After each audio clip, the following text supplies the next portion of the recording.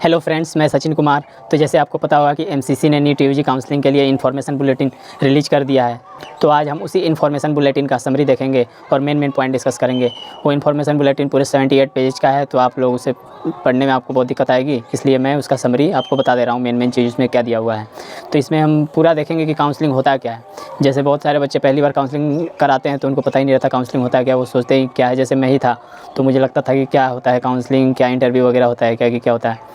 तो ऐसा कुछ नहीं है, इंटरव्यू वगैरह कुछ नहीं होता है। बस एक ऑनलाइन उसका काउंसलिंग किया जाता है, जिसमें कॉलेज चॉइस फिल करना होता है और वो कॉलेज आपके स्कोर के अकॉर्डिंग आपको अलॉट होता है। मैं सबसे पहले आपको बताऊंगा कि मतलब क्या होगा काउंसलिंग का प्रोसेस। जैसे सबसे पहले रजिस्ट्रेशन होगा, उसके बाद चॉइस फिलिंग होती है, फिर चॉइस लॉकिंग होती है, फिर कॉलेज अलॉट होता है एमसीसी के द्वारा जो आपने चॉइस फिलिंग किया है उसके बेस पे। और उसके बाद हमें कॉलेज में जाकर रिपोर्टिंग करना होता है।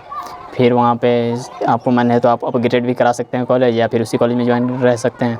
दो तरह की काउंसलिंग होता है, एक तो ऑल इंडिया कोटा काउंसलिंग होता है जो 15% सीट के लिए होता है, जो एमसीसी कंडक्ट कराता है। और एक स्टेट कोटा काउंसलिंग होता है जो हर एक स्टेट अपने अपने स्टेट के बच्चों के लिए कराता है। तो जो एमसीसी कराता है ऑल इंडिया कोटा 15% सीट, हर एक स्टेट का 15% सीट के लिए काउंसलिंग कराता है। तो देखते हैं इसमें क्या होता है। इसमें तो सबसे पहले रजिस्ट्रेशन करना पड़ेगा, जो कि www.mcc.nic.in जो वेबसाइट है वहाँ पे आज से ही स्टार्ट है, उस पर होगा रजिस्ट्रेशन। उसके बाद चॉइस फिलिंग करेंगे, जिसमें अपन कॉलेज की चॉइस करेंगे अपने को कौन सा कॉलेज चाहिए। जो कॉलेज आपका प्रेफरेंस लिस्ट में है उसको सबसे 1 नंबर पे डाला जाता है। उसके बाद उसके अपने प्रेफरेंस के हिसाब से डिक्रीजिंग ऑर्डर में जो आपका सबसे ज़्यादा प्रीफर्ड कॉलेज है उसको 1 नंबर पे करेंगे। उसके बाद उसके सेकंड नंबर वाला आएगा, फिर थर्ड नंबर, ऐसे ही करते करते आप अनलिमिटेड चॉइस कर सकते हैं। जितना उसमें मतलब कॉलेज है उन सबको भी फिल कर सकते हैं। तो ऐसा कुछ नहीं है कि आपको बस लिमिटेड ही चॉइस मिलता है, आपको जितना कॉलेज उसमें लिस्ट में होगा वो आप सब उसमें फिल कर सकते हैं। तो इसमें हम अगर देखें कि कौन कौन एलिजिबल है काउंसलिंग के लिए, तो सबसे पहले जो क्राइटेरिया है एलिजिबिलिटी के लिए, आपको नीट क्वालिफाई होना चाहिए। जो हर एक कैटेगरी का अलग अलग क्वालिफाइंग मार्क्स होता है, उससे ज़्यादा आपका मार्क्स होना चाहिए नीट यूजी के जो अभी एग्जाम नीट यूजी 2024 हुआ था उसमें। और जो 12th बोर्ड होता है उसमें फिजिक्स, केमिस्ट्री और बायो, और किसी किसी बच्चे का बायोटेक्नोलॉजी भी होता है, और इंग्लिश, इन चारों सब्जेक्ट्स में पास होना चाहिए वो बच्चा, वही एलिजिबल होगा। और फिजिक्स, केमिस्ट्री और बायो या बायोटेक्नोलॉजी, इन तीनों का मार्क्स 50% से ज़्यादा होना चाहिए अनरिजर्व कैटेगरी के बच्चों के लिए और ईडब्ल्यूएस वालों के लिए। और जो एससी, एसटी और ओबीसी वाले हैं उनको 40% ही चाहिए मार्क्स, फिजिक्स, केमिस्ट्री और बायोलॉजी तीनों का मार्क्स मिलाकर। तो आप एलिजिबल होंगे एमसीसी के ऑल इंडिया काउंसलिंग के लिए, ऑल इंडिया कोटा के 15% सीट के लिए। तो अब हम देखते हैं इसमें कितना राउंड होता है। इसमें बेसिकली 4 से 5 राउंड होता है।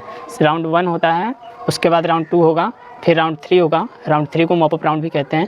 उसके बाद अगर सीट बच जाता है तो स्ट्रे वैकेंसी राउंड होता है, और स्ट्रे वैकेंसी राउंड के बाद भी अगर सीट बच जाता है तो स्पेशल स्ट्रे वैकेंसी राउंड होता है। बात करें राउंड 1 की, तो राउंड 1 में तो क्या होगा, रजिस्ट्रेशन के बाद राउंड 1 स्टार्ट हो जाएगा, जिसमें आपको चॉइस फिलिंग करनी होगी। चॉइस फिलिंग करने के बाद आपको एक टाइम दिया जाएगा, उसमें चॉइस लॉक किया जाता है। तो आप चॉइस लॉक नहीं करिएगा तो अपने आप ऑटोमेटिक लॉक हो जाता है। उसके बाद आपको कॉलेज अलॉट होगा, फिर अलॉटेड कॉलेज में आपको जाकर रिपोर्टिंग करना होगा और वहाँ पे एडमिशन लेना होगा। तो इसमें ऑप्शन है, देखिए जैसे राउंड 1 में आपको मान लीजिए कॉलेज अलॉट हो गया, तो कॉलेज अलॉट हो गया तो आपके पास ऑप्शन है राउंड 1 में कि आप वहाँ जाके एडमिशन ले भी रिपोर्ट कर भी सकते हैं, या फिर आपका मन है तो रिपोर्ट नहीं भी कर सकते हैं। जो एमसीसी है वो प्राइवेट और गवर्नमेंट दोनों कॉलेज के लिए काउंसलिंग कराता है। तो जैसे दोनों के लिए अलग अलग फ़ी है। जैसे आप अगर डीम्ड कॉलेज का, डीम्ड यूनिवर्सिटी होता है, डीम्ड यूनिवर्सिटी मतलब प्राइवेट कॉलेज, तो इनके लिए अगर आप काउंसलिंग कराएंगे तो इसका जो रजिस्ट्रेशन फ़ी होता है वो अलग होता है, और सिक्योरिटी डिपॉजिट भी अलग होता है। और अगर आप सिर्फ गवर्नमेंट कॉलेज का कराएंगे काउंसलिंग तो उसके लिए फ़ी अलग है, सिक्योरिटी फ़ी अलग है और रजिस्ट्रेशन फ़ी अलग है। तो मैं आपको बता देता हूँ कितना कितना फ़ी है। अगर आप डीम्ड यूनिवर्सिटी से कराएंगे अगर काउंसलिंग, तो उसमें जो रजिस्ट्रेशन फ़ी होता है वो नॉन रिफंडेबल होता है, और नॉन रिफंडेबल होता है, और होता है registration fee 5000 rupees for deemed universities.